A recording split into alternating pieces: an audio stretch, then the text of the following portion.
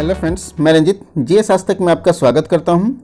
दोस्तों 67वीं BPSC CDPO, BPSC auditor, BPSC AO और बीएसएससी और बिहार एसआई एग्जाम को ध्यान में रखकर बिहार सामान्य ज्ञान के जो एमसीक्यू सीरीज चलाया जा रहा है उसका चौथा वीडियो आज मैं आप लोग के समक्ष लेकर आया हूं, जिसमें बहुत ही महत्वपूर्ण प्रश्नों को जो हमेशा एग्जाम में पूछे जाते रहे हैं और पूछे गए हैं उन्हीं प्रश्नों का करेक्शन किया गया है, जो क्राउन बिहार जीके और लुसेंट बिहार जीके से लिया गया है। तो काफ़ी महत्वपूर्ण वीडियो होने वाला है।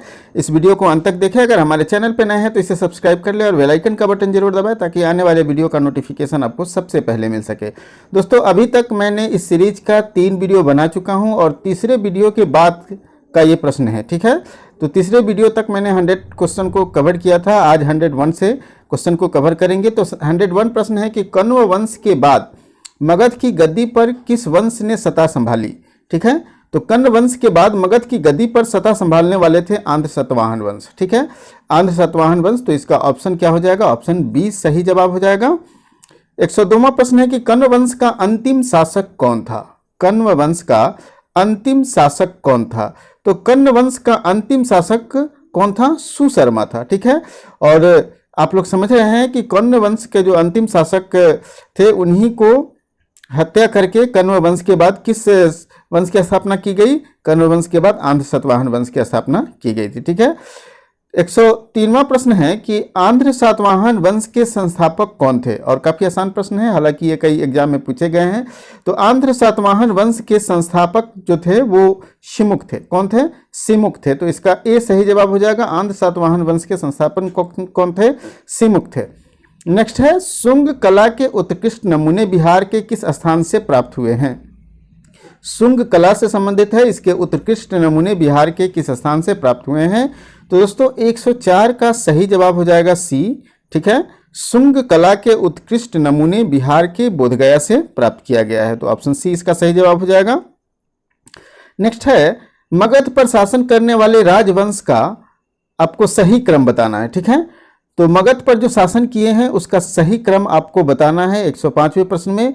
तो आपके पास ऑप्शन है हर्यक, मौर्य, नंद, शिशुनाग, शुंग, कण्व। तो इस प्रकार से देखेंगे, अगर सीरियल में आपने इस वीडियो को शुरू से देखा होगा, पहले सीरीज से अगर देखा होगा तो डेफिनेट रूप से आप समझ रहे होंगे कि वंश जो था मगध पर शासन करने वाले वो क्या सीरीज था। तो मगध पर शासन करने वाले सबसे पहला जो वंश था वो हर्यक वंश था। उसके बाद शिशुनाग वंश आया, शिशुनाग वंश के बाद नंद वंश आया और घनानंद को हरा करके उसकी हत्या करके मौर्य वंश स्थापित किया गया। उसके बाद मौर्य वंश के जो अंतिम शासक थे उसकी हत्या शुंग ने कर दी और शुंग वंश के अंतिम शासक की हत्या करके किसने? कण्व वंश की स्थापना की गई। तो सही क्रम यही है, ठीक है। सही क्रम क्या है? हर्यक वंश, फिर शिशुनाग वंश, फिर नंद वंश, मौर्य वंश, शुंग वंश और कण्व वंश। उसके बाद सातवाहन आ जाएंगे, सातवाहन के बाद फिर गुप्त आ जाएंगे। इस प्रकार से ये सीरियल मगध पर शासन करने वाले राजाओं का है, ठीक है, शासकों का है। अब नेक्स्ट प्रश्न है शुंग वंश की राजधानी थी, ठीक है, शुंग वंश की राजधानी कहाँ थी? तो आपने देखा होगा कि मगध की प्रारंभिक राजधानी कहाँ थी? वो गिरिव्रज या राजगीर थी। उसके बाद पाटलिपुत्र, कुछ दिन तक फिर वैशाली भी रहा है। तो इस प्रकार से देखा जाए तो शुंग वंश का जो राजधानी था वो कौन सा था दोस्तों? पाटलिपुत्र थी, ठीक है, पाटलिपुत्र इसकी राजधानी थी। शुंग वंश की राजधानी कहाँ थी? पाटलिपुत्र। तो ऑप्शन ए सही जवाब हो जाएगा। नेक्स्ट है सुप्रसिद्ध बौद्ध विद्वान अश्वघोष को प्रश्रय देने वाला शासक कौन था? तो सुप्रसिद्ध बौद्ध विद्वान को आश्रय देने वाला, अश्वघोष को आश्रय देने वाला कौन था? कनिष्क था, ठीक है। तो ऑप्शन डी इसका सही जवाब हो जाएगा। कनिष्क के काल में अश्वघोष थे, ठीक है। नेक्स्ट है पाटलिपुत्र पर यवनों का आक्रमण किसके शासन काल में हुआ? ठीक है, पाटलिपुत्र पर यवनों का आक्रमण किसके शासन काल में हुआ?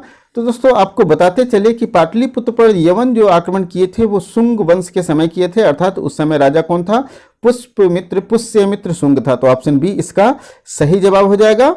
नेक्स्ट प्रश्न है कि पाटलिपुत्र पर यवनों ने पुष्यमित्र शुंग के शासनकाल में आक्रमण किया, इसका वर्णन किस ग्रंथ में किया गया है? यहाँ आपसे ग्रंथ पूछा जा रहा है, किस बुक में किया गया है, किस पुस्तक में किया गया है? तो पाटलिपुत्र पर यवनों का जो आक्रमण है ये पुष्यमित्र शुंग के समय हुआ था और इसका वर्णन गार्गी संहिता में किया गया है। किसमें? गार्गी संहिता में किया गया है। तो ऑप्शन सी इसका सही जवाब हो जाएगा। नेक्स्ट प्रश्न है कलिंग शासक खारवेल ने मगध पर आक्रमण कब किया? ठीक है, कलिंग के शासक जो है खारवेल जो है वो मगध पर आक्रमण किए थे और ये किए थे पहली शताब्दी ईस्वी पूर्व में। कब किए थे? पहली शताब्दी ईस्वी पूर्व के अंत में किए थे। तो ऑप्शन ए इसका सही जवाब हो जाएगा। पहली शताब्दी ईस्वी पूर्व के अंत में इन्होंने मगध पर आक्रमण किया था। नेक्स्ट है गुप्त वंश की स्थापना किसने की? तो जानते हैं दोस्तों, गुप्त वंश की स्थापना एक्चुअली यहाँ उपगुप्त नहीं होगा, यहाँ हो जाएगा श्रीगुप्त। क्या हो जाएगा? ये टाइपिंग मिस्टेक है, श्रीगुप्त। तो गुप्त वंश की स्थापना किसने की? श्रीगुप्त ने की थी। ठीक है, तो ऑप्शन डी इसका सही जवाब हो जाएगा। नेक्स्ट है चंद्रगुप्त प्रथम का राज्याभिषेक कहाँ हुआ था? चंद्रगुप्त प्रथम का राज्याभिषेक कहाँ हुआ था? 112वें प्रश्न का जवाब हो जाएगा ऑप्शन बी, पाटलिपुत्र में हुआ था। ठीक है, पाटलिपुत्र में इनका राज्याभिषेक हुआ था। किनका? चंद्रगुप्त प्रथम का। नेक्स्ट प्रश्न है गुप्त वंश के किस शासक ने स्वयं को लिच्छवी दोहित्र कहा? ये बहुत महत्वपूर्ण प्रश्न है और कई एग्जाम में पूछा गया है। लिच्छवी दोहित्र कहकर स्वयं को पुकारने वाला कौन था? वो था दोस्तों समुद्रगुप्त। कौन था? समुद्रगुप्त स्वयं को लिच्छवी दोहित्र कहकर पुकारता था या स्वयं को लिच्छवी दोहित्र कहता था। तो ऑप्शन इसका सी सही जवाब हो जाएगा। लिच्छवी दोहित्र के नाम से कौन जाना जाता था? समुद्रगुप्त। नेक्स्ट प्रश्न है बिहार में गुप्त शक्ति के संगठन का श्रेय किसे दिया जाता है? मतलब बिहार में गुप्त शासक, वैसा गुप्त शासक जो बिहार में संगठन को, गुप्त वंश को काफी मजबूत किया, तो वो था चंद्रगुप्त द्वितीय अर्थात चंद्रगुप्त विक्रमादित्य। ठीक है, चंद्रगुप्त द्वितीय या चंद्रगुप्त विक्रमादित्य। तो ऑप्शन बी इसका सही जवाब हो जाएगा। नेक्स्ट प्रश्न है श्रीलंका के राजा मेघवर्मन, ठीक है, कौन? मेघवर्मन ने गया में एक बौद्ध मठ स्थापित करने की अनुमति गुप्त वंश के किस शासक से मांगी थी? ठीक है, तो श्रीलंका के राजा जो थे मेघवर्मन ने बौद्ध मठ स्थापित करना चाहते थे। कहाँ? गया में। और इसके लिए उन्होंने आज्ञा मांगी थी समुद्रगुप्त से। किससे? समुद्रगुप्त से आज्ञा मांगी थी। तो ऑप्शन सी सही जवाब हो जाएगा। समुद्रगुप्त से ये मेघवर्मन ने आज्ञा मांगी थी या मतलब यूं कहें कि अनुमति मांगी थी कि मैं बोधगया में मंदिर बना सकूं, मठ बना सकूं। नेक्स्ट है नालंदा महाविहार के संस्थापक कौन है? ये काफी आसान प्रश्न है और कई बार पूछा गया प्रश्न है। तो नालंदा महाविहार के संस्थापक हैं कुमारगुप्त। ठीक है, कौन है? कुमारगुप्त। तो ऑप्शन डी इसका सही जवाब हो जाएगा। नेक्स्ट है बोधगया के महाबोधि मंदिर का निर्माण किस काल में हुआ है? ठीक है, तो दोस्तों बोधगया में जो महाबोधि का मंदिर का निर्माण हुआ है, ठीक है, और फिर आप नालंदा महाविहार देखेंगे तो ये दोनों का जो काल है वो गुप्त काल ही रहा है। तो गुप्त काल में ही इनका निर्माण हुआ है। तो ऑप्शन सी इसका सही जवाब हो जाएगा। महाबोधि मंदिर और नालंदा महाविहार दोनों का निर्माण किस काल में हुआ है? गुप्त काल में हुआ है। नेक्स्ट प्रश्न है 18वां प्रश्न है चीनी यात्री फायान किसके शासनकाल के दौरान बिहार की यात्रा की थी? यह भी महत्वपूर्ण प्रश्न है कि चीनी यात्री, कई बार पूछा गया प्रश्न है ये, कि चीनी यात्री फायान किसके समय में ये भारत आए थे, बिहार आए थे, ये बताना है। तो 118वें प्रश्न का सही जवाब हो जाएगा चंद्रगुप्त द्वितीय या अर्थात चंद्रगुप्त विक्रमादित्य। ठीक है, तो चंद्रगुप्त द्वितीय या कहीं कहीं आप देखेंगे चंद्रगुप्त द्वितीय लिखा रहेगा, तो इससे परेशान नहीं होना है। चंद्रगुप्त द्वितीय को ही चंद्रगुप्त विक्रमादित्य भी कहते हैं। तो विक्रमादित्य की उपाधि उन्होंने हासिल की थी, इसीलिए चंद्रगुप्त विक्रमादित्य कहते हैं। तो चंद्रगुप्त द्वितीय के शासनकाल में फायान बिहार की यात्रा किए थे। ठीक है, चीनी यात्री फायान बिहार के मतलब फायान कितने समय तक पाटलिपुत्रा में रहा, मतलब पटना में वो कितने दिन तक रहे, ये प्रश्न है। और इस प्रश्न में हम लोग काफ़ी कंफ्यूज करते हैं, कोई 14 वर्ष लिखता है, कोई 7 वर्ष लिखता है, लेकिन एक्चुअली क्या है कि इसका सही जवाब है, आप लोग कंफ्यूज नहीं होंगे, इसका सही जवाब हो जाएगा 3 वर्ष। वो पटना में पूछा जा रहा है, ठीक है, इस बात को ध्यान रखेंगे। तो अगर पटना की बात करेंगे तो पटना में वो 3 वर्ष तक रहे थे। तो ऑप्शन ए सही जवाब हो जाएगा। नेक्स्ट है नालंदा महाविहार किस लिए प्रसिद्ध है? तो ये आसान प्रश्न है, ये बौद्ध दर्शन के लिए आप लोग सभी आदमी जानते हैं। और आपको कमेंट में ये बताना है कि बौद्ध धर्म के किस दर्शन, मतलब बौद्ध धर्म में महायान हीनयान 2 शाखाएं थी, ठीक है, तो ये किस शाखा के जो थे ये आपको बताना पड़ेगा। ठीक है, तो नेक्स्ट है बिहार में बौद्ध विहार का प्रमुख केंद्र कौन था? ठीक है, बिहार में बौद्ध विहार जो था उसका प्रमुख कौन केंद्र था? तो नालंदा, विक्रमशिला, उदंतपुरी, ये तीनों बौद्ध विहार के केंद्र थे, इसलिए इसका सही जवाब हो जाएगा उपयुक्त सभी। लेकिन अगर पूछा जाएगा कि इनमें प्राचीनतम कौन थे, प्राचीनतम बौद्ध विहार केंद्र अगर पूछा जाएगा तो वो हो जाएगा नालंदा। ठीक है, नालंदा महाविहार जो था विक्रमशिला और उदंतपुर से प्राचीन था। क्यों? क्योंकि ये नालंदा महाविहार का निर्माण गुप्त काल में हुआ था। कब हुआ था? गुप्त काल में हुआ था, जबकि ये दोनों जो है वो पाल काल में हुआ था। ठीक है, ध्यान रखेंगे, ये दोनों पाल काल में हुआ था, जबकि ये नालंदा गुप्त विहार में गुप्त काल में हुआ था। तो प्राचीनतम अगर पूछा जाएगा तो वो हो जाएगा नालंदा महाविहार। नेक्स्ट प्रश्न है, गुप्त काल की एक सुंदर कार्तिकेय की मूर्ति बिहार के किस जिले से मिली है? ठीक है, गुप्त काल के समय का कार्तिकेय का मूर्ति कहाँ से मिला है? तो कार्तिकेय का मूर्ति मिला है शाहाबाद जिले से। कहाँ से मिला है ये? शाहाबाद जिले से। तो ऑप्शन ए इसका सही जवाब हो जाएगा। नेक्स्ट प्रश्न है, बिहार के किस जिले से 7.5 फीट ऊंची 7.5 फीट ऊंची बुद्ध देव की पीतल की प्रतिमा प्राप्त हुई है? ठीक है, तो बिहार के किस जिले से पीतल की प्रतिमा बुद्ध देव की पीतल की प्रतिमा प्राप्त हुई है? ये है सुल्तानगंज भागलपुर। ठीक है, कहाँ से?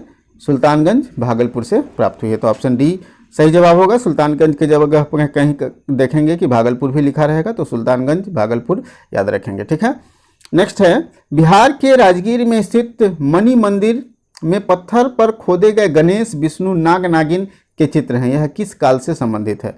तो दोस्तों, बिहार में जो राजगीर में मणि मंदिर है और इस पर जो भी कलाकृतियाँ किए गए हैं, भगवान विष्णु के, गणेश के, नाग नागिन के चित्र जो बनाए गए हैं, ये सभी गुप्त काल से संबंधित है। किस काल से?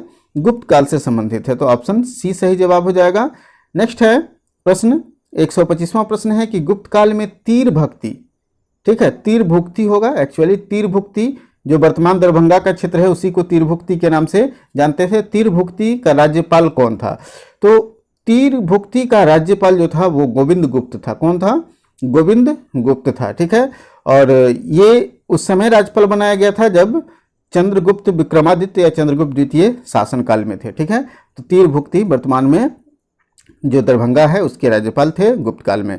नेक्स्ट प्रश्न है, किस गुप्त शासक को भारत का नेपोलियन कहा जाता है? ये आसान प्रश्न है, आप लोग कई बार इसको हल भी किए होइएगा। तो ये हैं समुद्रगुप्त, जिनको भारत का नेपोलियन कहा जाता है। ठीक है, ऑप्शन बी सही जवाब होगा।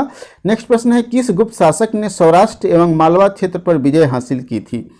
किस गुप्त शासक ने सौराष्ट्र एवं मालवा के क्षेत्र पर विजय हासिल की थी? तो ये होगा चंद्रगुप्त द्वितीय, ठीक है, या चंद्रगुप्त विक्रमादित्य।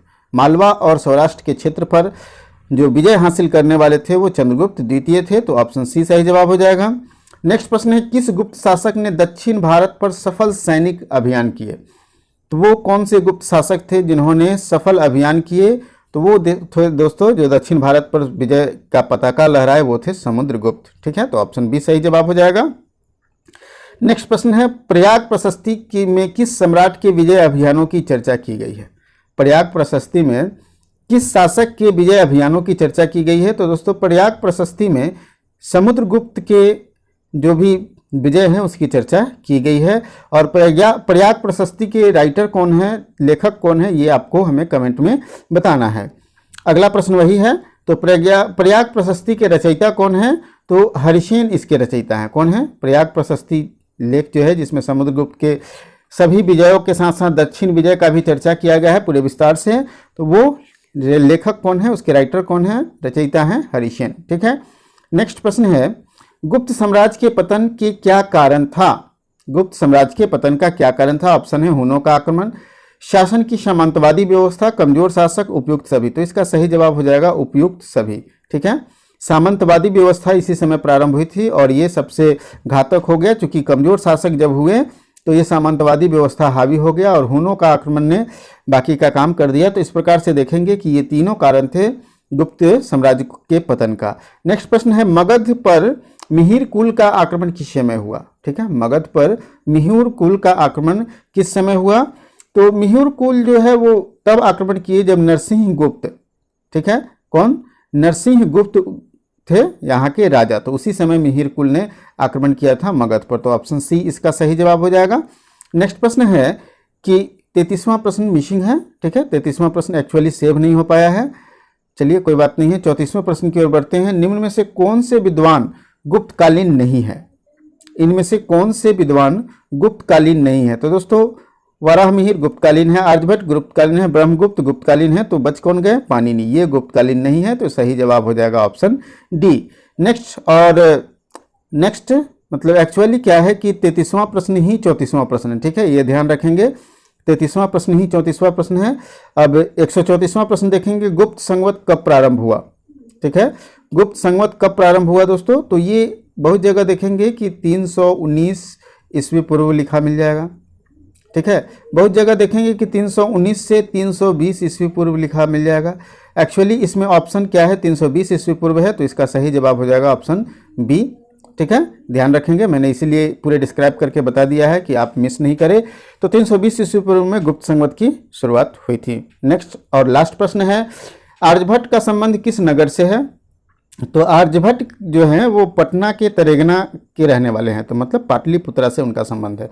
तो ऑप्शन सी सही जवाब है। तरेगना आप लोग जानते होंगे पटना में ही है, और पटना के पास में ही तरेगना जगह है जहाँ से आर्यभट्ट जो है वो अंतरिक्ष को देखा करते थे और अपनी भविष्यवाणियाँ किया करते थे। तो तरेगना के रहने वाले थे आर्यभट्ट, और ये कहाँ है? पाटलिपुत्रा। तो इस प्रकार से आपने 135 प्रश्न को अब तक 4 वीडियो में देख लिया है। दोस्तों इसका पीडीएफ भी आपको मैं शेयर कर दूंगा। ये पीडीएफ आपको जीएस आज तक के नाम से टेलीग्राम ग्रुप है जीएस आज तक और जीएस आज तक 1 2 ग्रुप है, ठीक है। इस दोनों ग्रुप में से किसी भी ग्रुप में आप ज्वाइन करके इसका पीडीएफ ले सकते हैं। पीडीएफ 1-2 दिन में जाएगा, ठीक है। दोस्तों अगर आपको ये वीडियो पसंद आया होगा तो डेफिनेट रूप से हमारे वीडियो को आप लाइक जरूर एक कर दीजिएगा, ताकि इसी से हमें हौसला मिलता है कि मैं आप लोग के लिए कुछ बेहतर कर रहा हूँ। और साथ ही आप अपने दोस्तों के साथ ज़रूर शेयर कीजिएगा, ताकि हमें भी आपके शेयर करने से चैनल के जो प्रोग्रेस है उसको हो पाएगा, और साथ साथ हमें भी अच्छा लगेगा कि चलिए हमारे वीडियो को आप लोग शेयर कर रहे हैं। और अभी तक आपने हमारे चैनल को सब्सक्राइब नहीं किया है तो डेफिनेट रूप से सब्सक्राइब कर ले, क्योंकि इसी तरह के बीपीएससी की तैयारी से संबंधित आपको वीडियो मिलते रहेंगे। बिहार के जितने भी एग्जाम हैं उसकी तैयारी से संबंधित आपको वीडियो मिलते रहेंगे। दोस्तों आज के लिए इतना ही, फिर मिलते हैं हम लोग अगले वीडियो में एक नए टॉपिक के